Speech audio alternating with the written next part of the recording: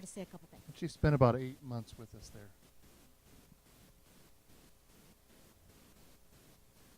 Sorry, that mic doesn't work. All right. Hello. Good morning. How is everybody doing today? Are you all nice that you're inside and not in the cold? We were talking this morning on the way here about how cold it was, and I've been back for a little over a month, and I still haven't gotten used to it, so I can feel their pain. Like they said, I've been there for 8 months, about between Guyana and Trinidad. I went to Guyana my first year. As a first year, you're a student, and then second year, you're an intern, so it's a little bit different. You get some more responsibilities and a little bit more freedom, become more like family. I was there my first year with 3 other girls, and then my second year I was there with 1 other girl, so we became like a family, like I said. And the first year you do a lot of studies, and you do a lot of work. And we studied a book called Perspectives. Has anybody heard of Perspectives of the Christian Movement? Well, it's a college level course, and so you go through this book and you get a certificate, and you basically learn a lot of basics about how God is a missions God and how he sent the first missionary, Jesus, here, and how we lead. I mean, he's our example through everything, not just in what we should do, but also in missions. And so we learn about that and a lot of different religions, and you're in the country. So it's a lot different than being here in a missions school. I've been to college and I've been to school here, but it's a lot different there because you're in the culture and you're engulfed in the whole thing. Your second year, you live, well, I lived with a local there. You either get sent out of the country or you live with a local there. And I lived with a local there, and even though I was in the country the whole time, the first year, it's a completely different experience to be there with a family. You get to see the ins and outs of this entire other world. And so it's just an incredible experience, and I would recommend that anybody would go. There's also, I was there for 3.5 months my first year and 3 months my second year, and there's also taste and sees, so if you can't dedicate 3.5 months, my work was very generous and let me go. But there's also a month that you can do, and there's also missions trips. So I mean, it's an amazing place to go, even if it's just a week. It's just an incredible experience.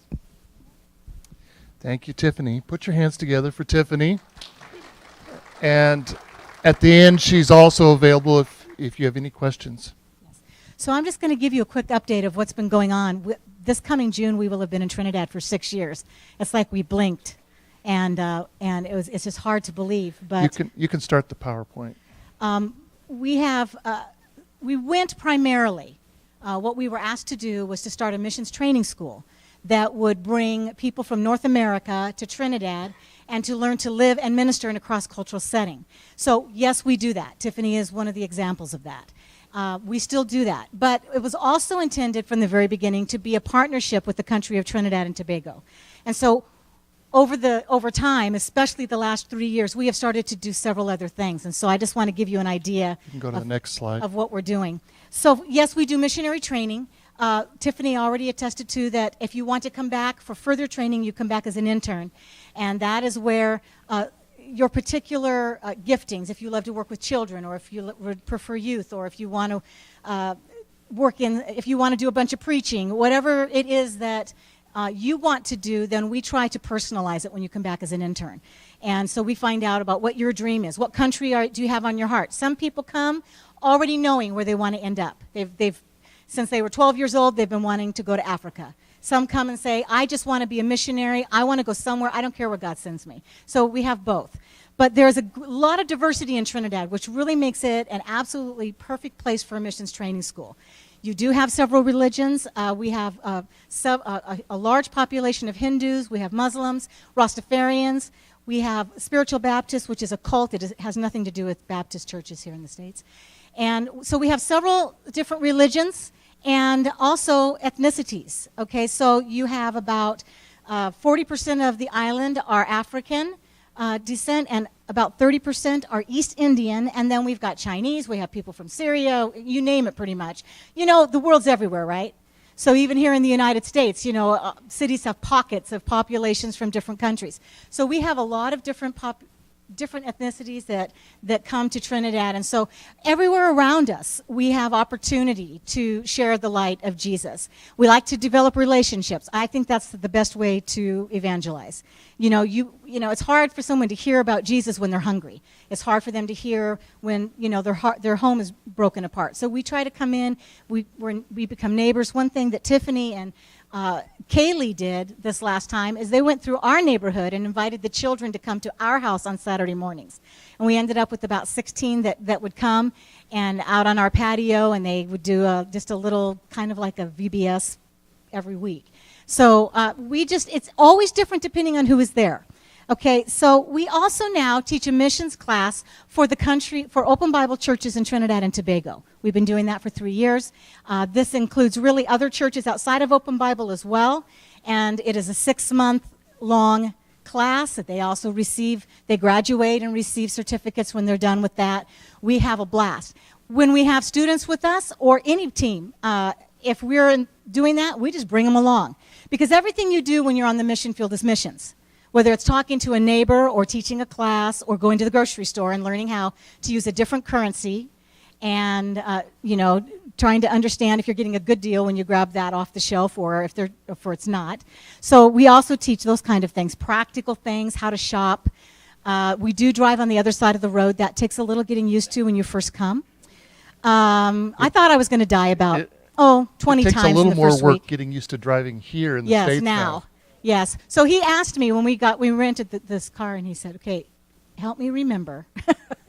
If you see me doing something funny, just help me, Pam. So I'm watching the roads, trying to make sure. I also said, remind me about the speed limits. Yes. Because they don't have radar down there, so they don't deal with care. speed limits. In Trinidad, there's laws on the books, but that's where they stay pretty much. Everybody does whatever they want. Okay, so we have the missions class. We love doing that. And what's beautiful about that is when we have students with us, then they're able to interact in that class setting with Trinidadians, which is also really good for them. We have helped trips away. We have taken Trinidadians on missions trips. We took them to Guyana, and I don't know where we're going this next time. I don't think it's been decided.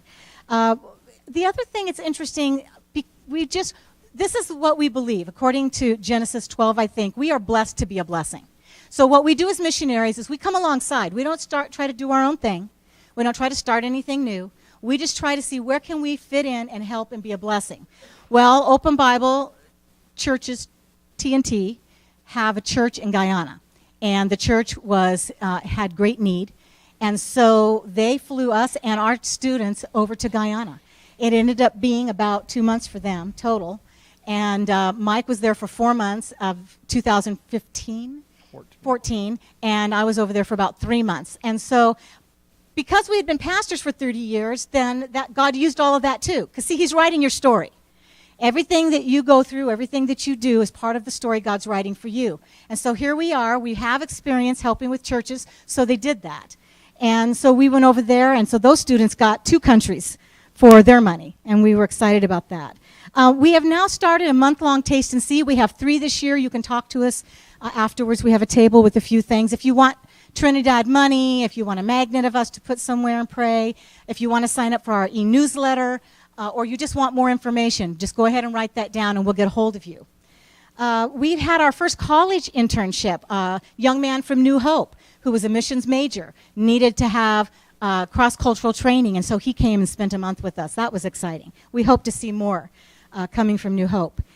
We've done a lot of training in local churches, and guess what the newest thing is? I think we're kind of almost done. But we have there's 90 Open Bible churches in Trinidad, okay? And so there was a church that pastor had left, and they were in transition waiting for the new pastor. So guess who they asked to be the interim pastors? So that's been our newest thing. That was the last thing I thought would ever happen. But the beautiful thing is when God is writing your story, it's an adventure. You never really know what's happening. And we want to encourage you, if you have thought, I am supposed to be a missionary, talk to us. If you've thought, I don't know about living in another country for years and years, but I would like to go get some hands-on training on another in another country, talk to us. If you would like to bring a missions team, talk to us. We have brought over 140 people to Trinidad, and we've brought them from open Bible churches, non-open Bible churches. Many nations have stayed under our roof. We've had 10 different countries have stayed in our house. And we've trained actually a pastor from South Korea who went back and has now, in addition to pastoring the church she's in, she has started another church in another country. And she spent 8 months with us. So excited. It's kind of like seeing your kids grow up and start doing, what you trained them to do. It's a lot of fun. It's a lot of fun. So I mentioned the back table. I don't know. Is there anything else you can think of? Why don't you go to the next slide real fast? There's Tiffany. There, Trinidad and Tobago is down here in the very corner. We're 7 miles from Venezuela, last of the Caribbean islands. Next slide. That's what it looks like, how close it is. Next slide. There's some real beauty. I mean, that's the Caribbean side of Trinidad. Yeah, we go swimming over here. They call it bathing, but that's a Maracas Beach. Next slide. There it is. Just think, and it's warm, It's between 70 and 90 all year long. Next slide. This is in deep south. This is an old coconut plantation. This road actually ends up in the water. Next slide. This is the largest open Bible church in the world. They run about 4,500 on weekends. Next slide.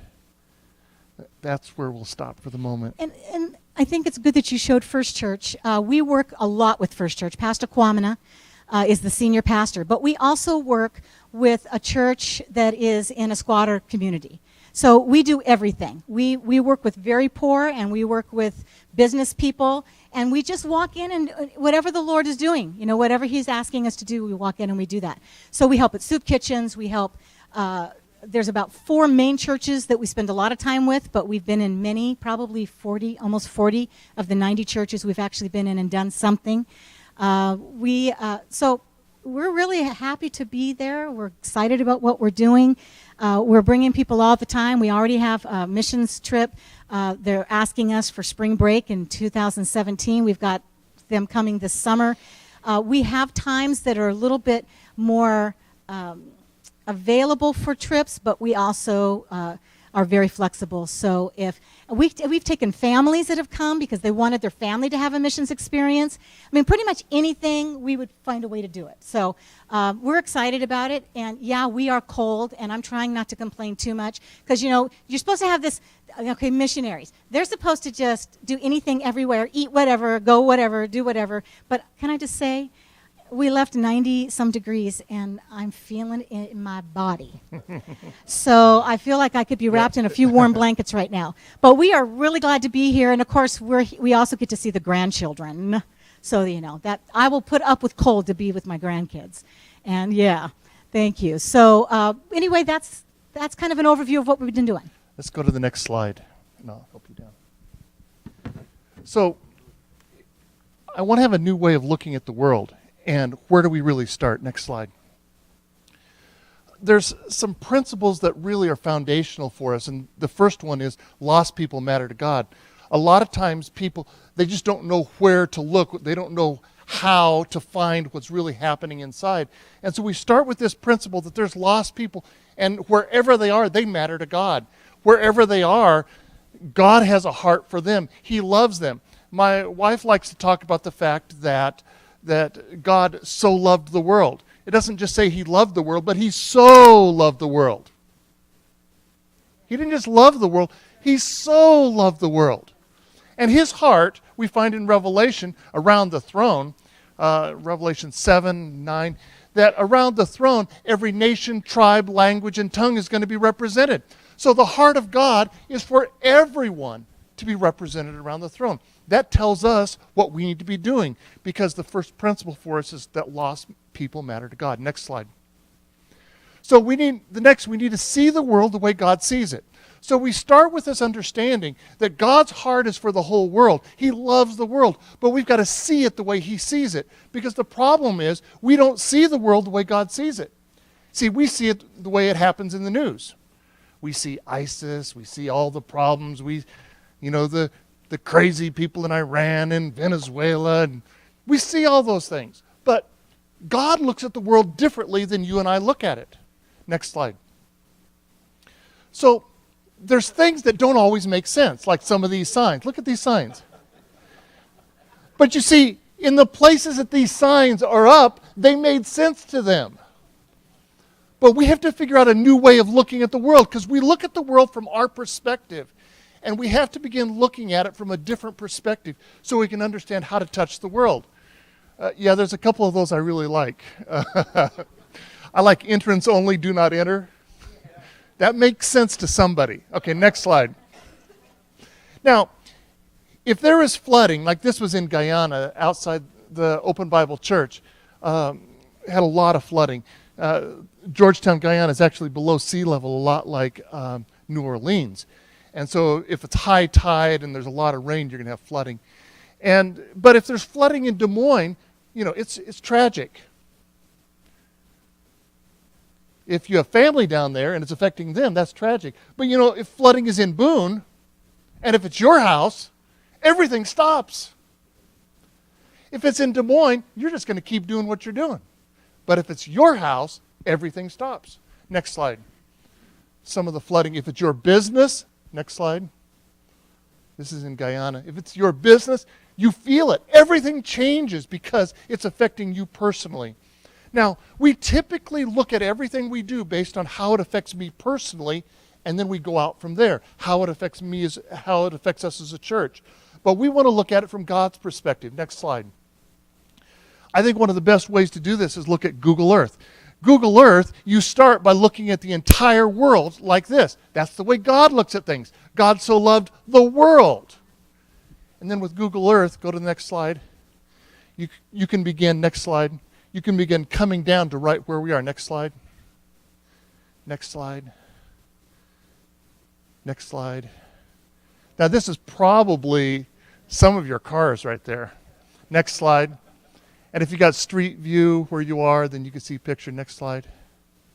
See, what God does is he looks at the whole world, and then he comes down, funnels down to where we live. And our objective is to figure out how do we fit into the way God sees the world. It isn't how do we get God to fit into our world, it's how do we fit into the way he sees the world. Because his perspective is he loves the entire world. Next slide. So we have to see the world the way he sees it, but then really, after that, it becomes just partnering with God. Next slide. We need to feel what God feels. Bob Pierce, who started World Vision, this is, in fact, it has been on his desk. It says, "Let my heart be broken by the things that break the heart of God." Came during a trip to China, and a story involved with that. But this should express what we feel. Let my heart be broken by the things that break your heart. There's things that don't break our heart, but there's things that break God's heart. If I want to have God's perspective on the world, if I want to have God's perspective on what's going on around us, even in our country, we need to have God's perspective. What touches his heart? What breaks his heart? Next slide. And we need to do what God is doing. I like Henry Blackaby. He says, find out where God is at work and join him there. Now, I tell you, Christians do all kinds of things. Churches do all kinds of things. But I like this matter of figuring out what is God doing and joining God there. So we want to partner with what God's not doing, not just doing our own thing, not just planning. This is what we're doing. God, come bless it, but find out what he's already doing and join him. Next slide. What in the world, or what is God doing around the world? This will be real quick. Next slide. This area in the box is the 1040 window, and you're not able to see it all, but next slide. 5 out of every 6 unreached people in the world live in that box. Now, there are 2.3 billion people on the planet that do not have a way to know about Jesus. They will probably go through their entire life and never meet a Christian. Never meet a Christian. We sent a team from our church when we were pastoring in Des Moines to North Africa. They were in a city of 2 million people. There were 30 known Christians in a city of 2 million. There are places around the world that there are no Christians. In Trinidad, where we are, I can take you to a village, 100% Hindu, no Christians. One of the churches we work with, I'll tell you about in a few minutes, 95% Hindu in that area. And this is reality around the world. Now, I can tell you this, even though there's a lot of churched people in Boone, there's a lot of people that don't go to church. Now, we have to begin seeing the world the way he sees it and seeing what's the real perspective. Next slide. Major religions and the annual growth. On the right is Christianity. See, people say Islam is the fastest growing religion in the world. Islam is growing at 1.9%, Christianity 1.2%. It's not an accurate picture because that includes everything from Catholics to Anglican, Episcopal, everything. Go to the next slide. Next one. In reality, what happens is evangelical Christianity, which is like us. Evangelical Christianity is the fastest growing religious movement in the world. Nothing's even close. Nothing's even close. It's dramatic what's happening around the world. Evangelical Christianity is exploding around the world. In Africa, below sub-Saharan Africa, is something like 60% Christian right now. It's exploding. In Trinidad and Tobago, the last census that came out, they gave a census of different religions, and they were all like just a single-digit growth over the previous 10 years. But Charismatics, Pentecostals, Evangelical Church grew by 108% over 10 years in Trinidad and Tobago, where we are. This is what's happening. Now, here in the States, we hear about the decline of the church and all those things that are going on. Let me just tell you a few things. This week, I think within this month, I just read that for the first time, there are now more churches being started than churches that are closing in the United States. There's actually growth. There's actually growth happening. And in the decline that has happened here in the States, one group which has not declined is the evangelical Christians. It is still the same. Same percentage, 25%, somewhere in that range. And so there are things that are really positive that are happening. There's actually people coming to know Jesus in the States. With everything you hear, there's actually people coming to know Jesus. People are coming to churches. There's churches that are growing at this time. Next slide. Keep going. Next slide. Now, this is amazing. I didn't know this. Around the world, of all the evangelicals in the world, 80% of them are charismatic or Pentecostal. I didn't know this. 80% are charismatic or Pentecostal. Next slide. 34%, or 3/4. So I was off. 75%. Next slide. Remarkable growth in China. Click it again. 1947, less than 1 million. Today, you can click it again. It's 100 million believers, evangelical believers. Do you realize China has the same number of evangelical believers as the United States? They're poised to become the largest Christian nation in the world. China. China. It's incredible. It is something like 10 to 15,000 people a day are turning to Jesus in China. I could just talk to you about this all day, but I'm only going to give you about one more. Indonesia, the largest Muslim country in the world. And we're told that it's hard to get Muslims to respond to Jesus. The largest Muslim country in the world, Indonesia. Incredible persecution going on there. I have a video clip put out by the Muslims in Indonesia. They're trying to raise money. They're panicking because they say in Indonesia, a Muslim is turning to Jesus every 15 seconds.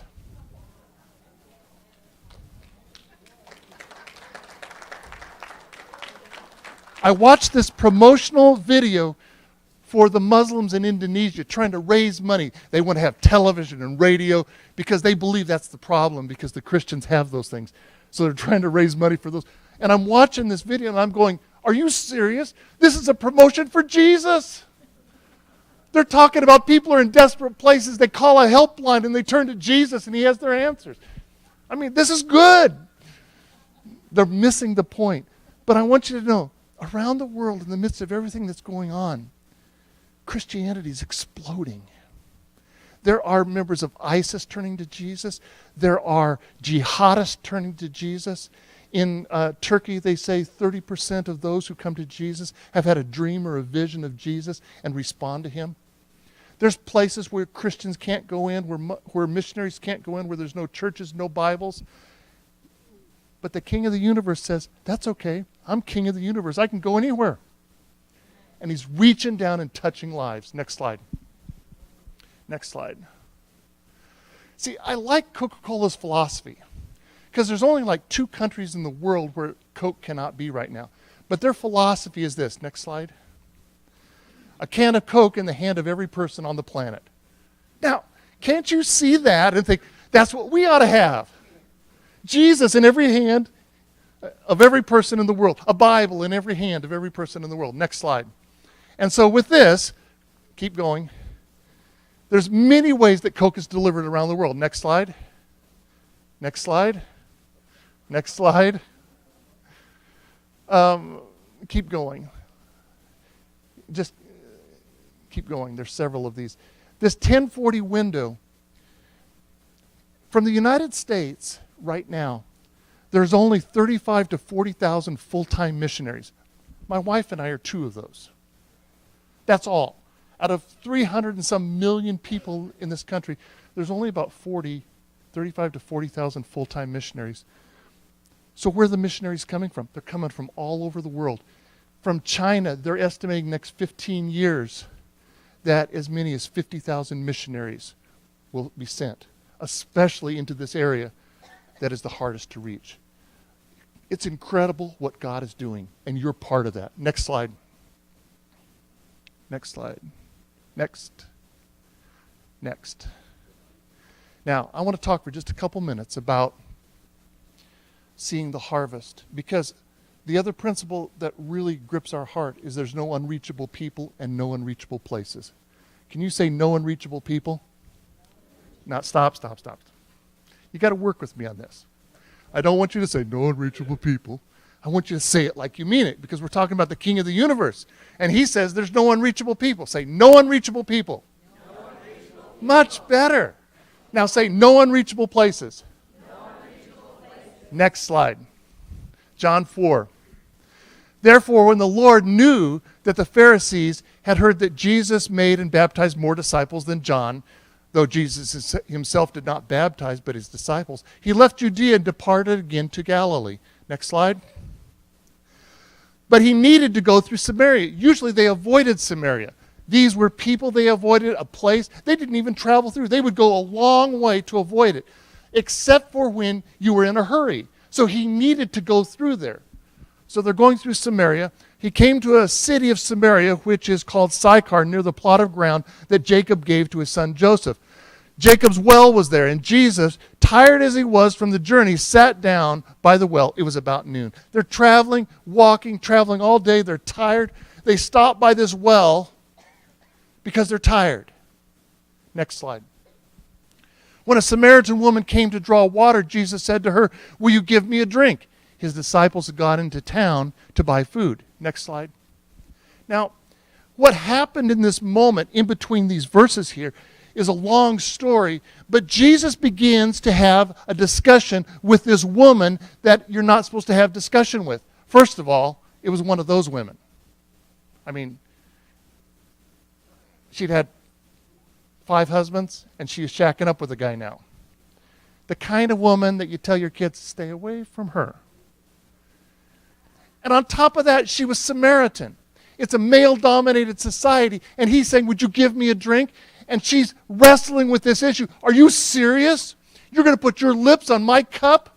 You're asking me to give you a drink? There's so many cross-cultural things going on here.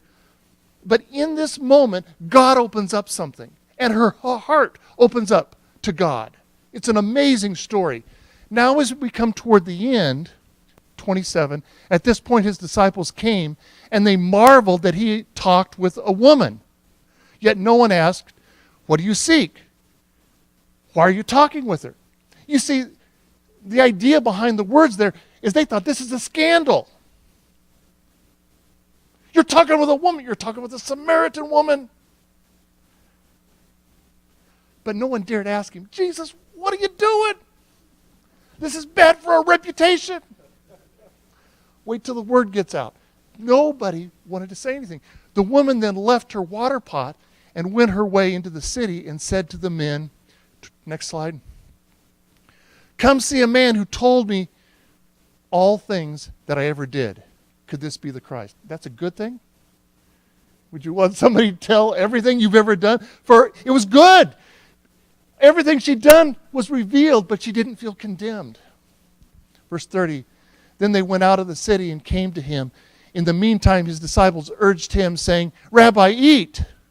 But he said to them, I have food to eat of which you do not know. Next slide. Therefore the disciples said to one another, has anyone brought him anything to eat? They're a little slow here. Next slide. We're going to skip again. Jesus makes, in those intervening verses, Jesus makes an interesting comment. So he says, I have food you don't know about, and my food is to do the will of him who sent me and to finish his work. And he says, listen, the fields are ripe for harvest. Don't say 3 more months. It's happening right now. But he says, look up and see it. He says, look up and see it. Now 39. And many of the Samaritans of the city believed in him because of the word the woman who testified, he told me all that I ever did. Verse 40. So when the Samaritans had come to him, they urged him to stay with them. And he stayed there 2 days. Next slide. And many more believed because of his own word. And 42. Then they said to the woman, now we believe not because of what you said, for we ourselves have heard him, and we know that this is indeed the Christ, the Savior of the world. Next slide. This was not a planned missions trip to Samaria. They were just passing through. The end of the story shows great revival in this town. Most of the town responds to God in this town.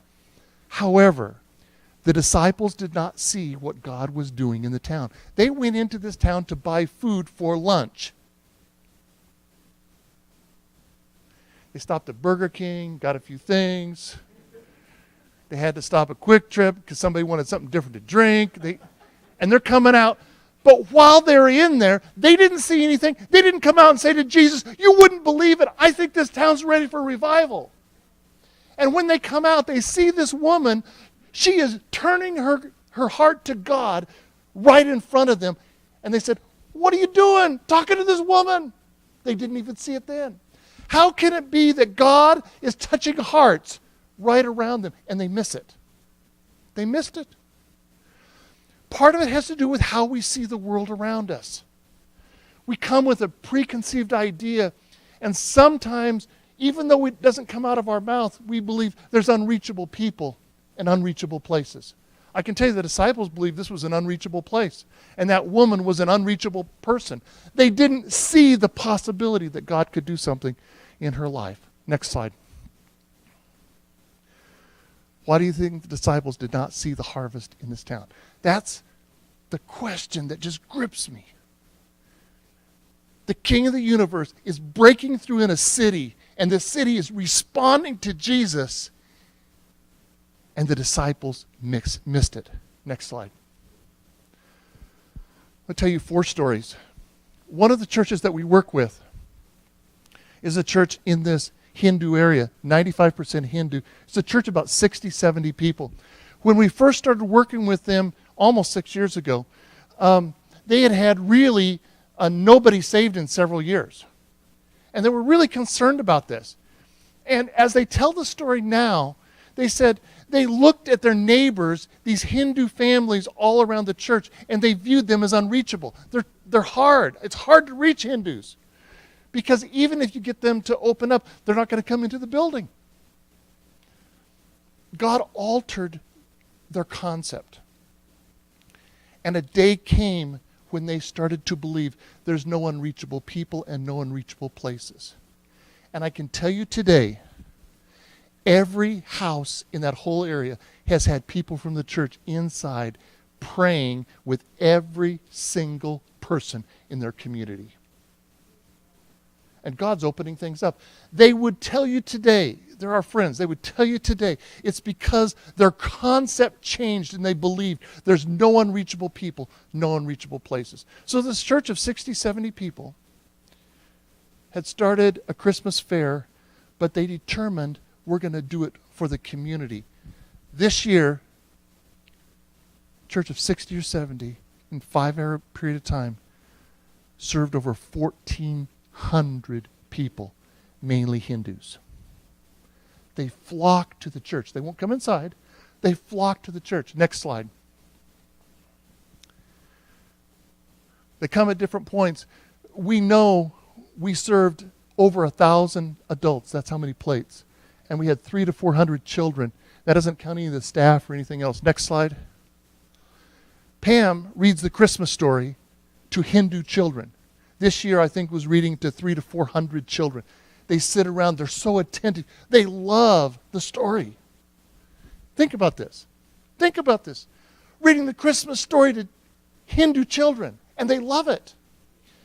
Before I finish this church, the area I told you has 100% Hindu. They wanted to start a Sunday school over there. There's no Christian homes.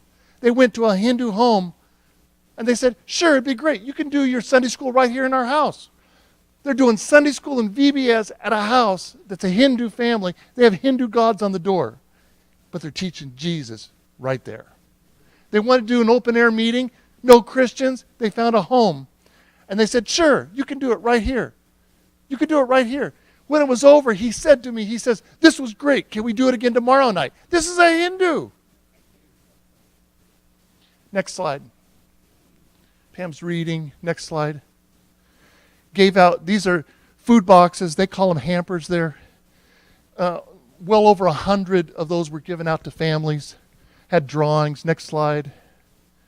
Next slide. Now just before we go on to this story, just think about that. A church of 60 or 70 is touching over 1,400 Hindus, mainly Hindus.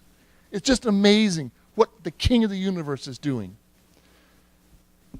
Yeah, and our students were there helping serve. This is Stryker. Stryker is a Rastafarian. Rastafarians out of Jamaica, Bob Marley, counterculture. Rastafarians believe it's the white man that keeps the black man down, especially if they're smoking their herbs, We were walking by. This is the former high priest of this Rasta sanctuary. We were walking by. This is in a squatter area, and I was invited in. And the pastor's wife says, I don't know if you can do that. And they talked about it and talked about the pastor going in with me. And they said, well, I think you can go in. You're an American, but I don't know if it's good for us to go in there, be seen going in there. I said, listen, it's okay. I'll just go in. They invited me.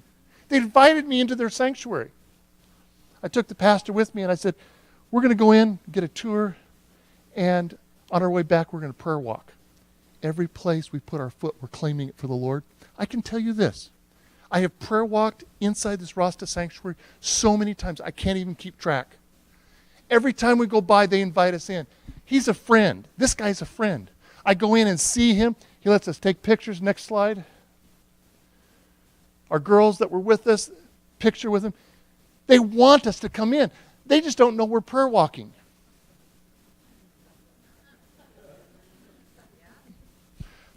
I don't know what's going on. I've got an invitation. I don't know when it's going to happen to meet with the priest. And I've got an invitation for their big feast, which is their big service and everything. And it's got to be the timing of the Lord. But Rastas don't like white people. And I have probably 5 or 6 Rastas that like us. And you would look, in the church in Trinidad would say, Rastas are unreachable. But there's no unreachable people. There's no unreachable places. A friend of mine, open Bible pastor, says, if there's a place they say Christians and Americans can't go, that's where I'm going. He's gone North Korea, all over. Amazing stories. No unreachable people, no unreachable places. Next slide. Of all things, in Trinidad and Tobago, there are Syrians. And a lot of the Syrians, they either have big businesses or they're running food vendor carts. This is Betro. Betro is from Syria. He actually lived in the States, got kicked out. He's living there. His family is fighting over in Syria right now. All the Syrians are Christians, but none of them go to church. I was talking to Betro about that one day. He says, well, for the Syrians, money is their God. Now, he forgot he told me this. But he says, money is their God.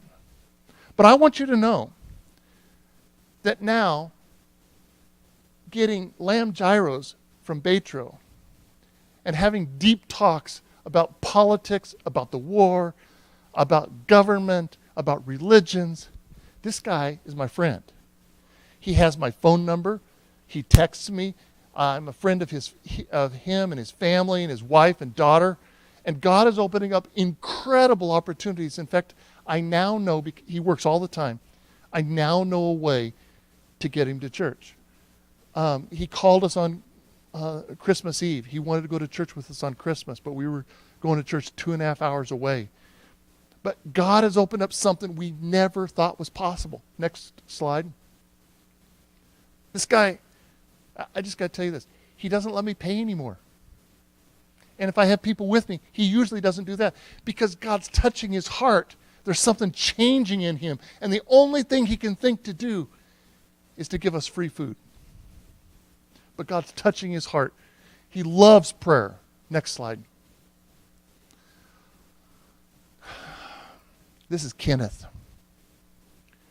Kenneth was married and his wife died. His wife and daughters went to this church. It was a church that met underneath a house. And after his wife died, he got a girlfriend, had a girlfriend for 7 years. He told me she was the love of my life. And one day, after 7 years with this girlfriend, the girlfriend up and left him for another man. He said, when that happened, all evil came over me. And he says, I got a gun, and I was going to shoot my ex-girlfriend and her new boyfriend. I had the gun, and I'm on my way to do that. But on his way, his daughters were in church, and he stopped by just to see them. And Kenneth got saved with his gun on his way to kill people. See, there's no unreachable people. The most unreachable person in the New Testament was probably Saul. But the thing people didn't realize is apparently God was working on his heart. Jesus said to him when he knocked him off the horse in the bright light, why are you persecuting me? It's hard for you to kick against the pricks. We've been prodding you. We've been poking you. And all you're doing is fighting it. What? They thought this guy had no interest in God at all, no interest in Jesus. But Jesus was touching his heart, and he was resisting it. I just want you to know, in Boone, Iowa, there's people that will never walk inside a church, but I can tell you there's people in this town who God's touching their hearts.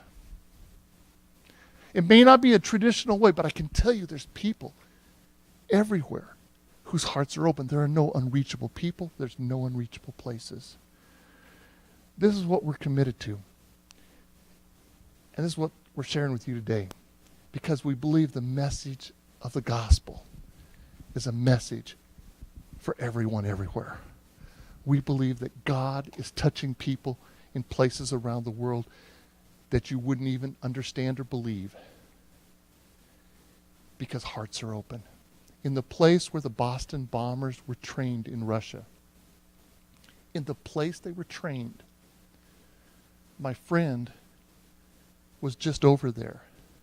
And for the first time in 400 years, there are first-generation Christians in that place that they trained the Boston bomber. First-generation Christians, first time in 400 years. We're part of something big. We're not part of just some church in Boone, Iowa. We are part of something big. We are part of what the King of the universe is doing around the world. And it's our privilege, all of us, to partner with him in what he's doing. Father, we just come before you today. We thank you for your incredible grace that has touched our lives. We thank you, Father, that you are so big, that you are above everything that we're seeing, that you have a different perspective, that we look and see the things on the news, but your heart is moved with compassion for people in their hearts. Father, I'm thankful that you're reaching in behind lines where nobody else can go. I'm thankful you're putting it on the hearts of men and women around the world to see others come to know you. I'm thankful, Lord, that you're softening hearts and your Holy Spirit is moving on people. And Lord, we just ask today that all of us in this room, that you would soften our hearts to see our world in a way we've never seen it before, that our heart would be broken by the things that break your heart, that we would have a heart to partner with you and whatever you're doing, Lord, that's what we need to be doing. And so we just submit ourselves to you, Father, and may you work in and through us. And I pray, Lord, this coming year for this church, I pray they will touch more hearts and more lives than they've ever touched before. I pray as they go on this trip to Tijuana, and Lord, as they have their missions endeavors, I pray, Lord, that a heart of missions and touching the world will erupt in this place, because their heart is beating with your heart. And it's because of Jesus we pray. Amen. Pastor.